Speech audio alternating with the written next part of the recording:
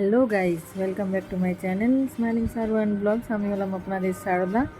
আজকের ব্লগটা খুবই ইন্টারেস্টিং হতে চলেছে। ব্লগটি না স্কিপ করে শেষ অবধি দেখতে থাকো।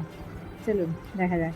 আজকে আমি আর আমার জামাইবাবু সকালবেলা বাড়ি থেকে মিথ্যে বলে আমরা বেরিয়ে পড়েছিলাম একটু দূরের বাজারেতে। বাড়ি থেকে বলা হয়েছিল কাছের বাজার থেকে বাজার করে নিয়ে আসতে, তো আমরা ভাবলাম একটু দূরে যাওয়া যায়। বাড়ি থেকে প্রায় 10 কিলোমিটার দূরে একটু বাজার থেকে আমরা বাজার করতে গেছিলাম। অনেকটা দূর রাস্তা। তো ফাইনালি আমরা বাজারের কাছে এসে পৌঁছাই। এখানে মারাত্মক জ্যাম হয়, মারাত্মক ভিড়, খুব বড় বাজার, খুবই নাম করা বড় একটি বাজার। তো ফাইনালি আমরা পৌঁছেছি। এবার তোমাদেরকে দেখাবো বাজারে আজকে আমরা কী কী কিনেছি বা কী কী কিনবো। তো তোমরা ভিডিওটা দেখো। দেখো কত মাছ, চিংড়ি, কাতলা, রুই, ভরে ভরে মাছ। আমাদের এদিকে একটা জিনিস কি, গ্রামের দিকে মহিলারাও বাজার করতে আসলে মাছ কেনে, যেটা বাইরেতে হয় না। বাইরে মহিলারা কোনোদিনও মাছ টাছ কিনতে যান না বা কেনেন না। এখানে আমাদের বাঙালি এটা একটা রীতি রেওয়াজের মধ্যে পড়ে। আমাদের এখানে কোনো ব্যাপার না এটা নিয়ে। মেয়েরা মাছ বিক্রিও করে মহিলারা, এবং কিনতেও আসে। সেই নিয়ে আমাদের কোনো দ্বিধা সংকোচ নেই। আমরা পমফ্রেট নিতে গেছিলাম, ইনি একটু দাম বেশিই বলছিলেন এই ভদ্রলোক, জানি না কেন। তো আমরা অনেক জায়গায় জিজ্ঞাসা করে এসেছিলাম আগেও। একজন 500 টাকা দাম বলেছিল, তো ওনার কাছে আবার ফেরত যাব। তো এবার আমরা দেরি না করে আমরা সবজিগুলো কিনতে যাব।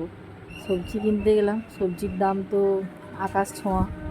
এইটা পুজোর সময় এমনিতেই প্রচুর দাম হয়। 150 টাকা কিলো বেগুন, 150 টাকা কিলো টমেটো, সব কিছুর দাম বেশি। তাও সবজি ছাড়া তো আর খাওয়া যাবে না, তো বাঙালি তো খেতেই হবে। তাই টুকটাক বাজার করে নিয়ে বাজারটা একটুখানি ঘুরে দেখে, বাজারটা খুব কম আসা হয় না যে না, জানি না এমনটাও না, কিন্তু পুরোটা ঘোরা হয় না। এটা নতুন করে পুরো বড় করে করা হয়েছে বাজারটা আবার।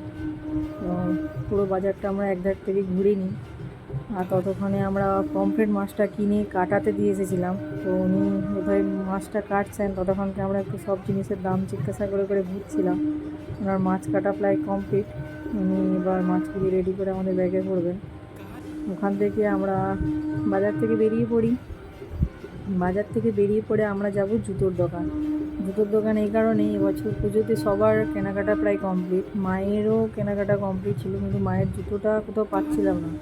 তো বলতে সাইজের জন্য হয়নি। দুদিন ঘুরেছি, ভাবলাম যে এখানে যখন এসেছি আবার তো আর একবার খোঁজ করে দেখি জুতোর দোকানে ওই সাইজটা এলো কি না। তো আমি আর আমার জামাইবাবু মিলে সেই দোকানে আবার যাই। প্রচুর বড় একটা জুতোর শপিং মলের মতো বলতে পারো, জামা প্যান্টের মতো। আমাদের এখানে লোকালের মধ্যে সবথেকে বড় জুতোর দোকান। দামও খুব বেশি, তবে এখন তো সব দোকানেই দেখছি জুতোর দাম প্রায় সমানই। তো ফাইনালি দিদিকে ফোন করে, মাকে বলিনি যে মায়ের জন্য জুতো কিনছিলাম, তো আমি একটু ট্রায়াল দিয়ে দেখলাম, কারণ আমার পা আমার মায়ের পা সমান। তো অনেকগুলো জুতো ট্রায়াল দিলাম, কিন্তু যে দুটো জুতো ট্রায়াল দিয়েছিলাম পাশেরটা আমি নিয়েছি। মায়ের খুব পছন্দ হয়েছে, বাড়ি এসে করলাম। তো আমরা এবার জুতো কিনে নিয়ে বাইরে বেরিয়ে আসি। আসার পর আবার প্রচুর রোদ ছিল, প্রচণ্ড রোদ। আমি ব্লগটা রাস্তা দিয়ে শেষ করতাম, তো জামাই বললো যে এখানে শেষ করার দরকার নেই, রাস্তাটা দেখাও। আর আমাদের এখানে গ্রামের আমরা জীবনে কোনো দিনও ভাবিনি যে সেই জিনিসটা হচ্ছে। আমাদের বাপ দাদাদের আমল থেকে আমরা মুখে শুনেই আসছি যে এখানে ট্রেন লাইন হবে। তো ফাইনালি আমাদের গ্রামের উপর দিকে ট্রেন লাইন যাচ্ছে। আর তোমাদেরকে বলে থাকি, কিছুক্ষণ আগে তোমরা দেখলে একটা রাস্তাতে একটা লোকের সাথে প্রায় মুখোমুখি। উনি হঠাৎ করে বাড়ি থেকে বেরিয়ে আসেন বিনা হর্ন দিয়ে, একদম জাস্ট অ্যাক্সিডেন্ট হতে বেজেছি। তো দেখো, এই রাস্তাটা পার করালেই এবার দেখতে পাবে তোমরা আমাদের রেল লাইনটা। তো আমাদের রেল লাইন ফাইনালি দেখা যাচ্ছে। দেখো, রেলের মাটি ফেলা হয়ে গেছে, কাজ চলছে। এবছর পুজোয় উদ্বোধন হবে না, মার্চের শেষ করে বললো যখন উদ্বোধন হবে। তো ঠিক আছে, এরপর আমরা বাড়ির প্রায় কাছাকাছি এসেই গেছি। দেখায় একটু গ্রামের ভিডিওটা শেষ না করে। তো আজকের ব্লগটা কেমন লাগলো তোমরা কমেন্ট করে অবশ্যই জানিয়ে লাইক, শেয়ার অ্যান্ড সাবস্ক্রাইব করে দেবেন।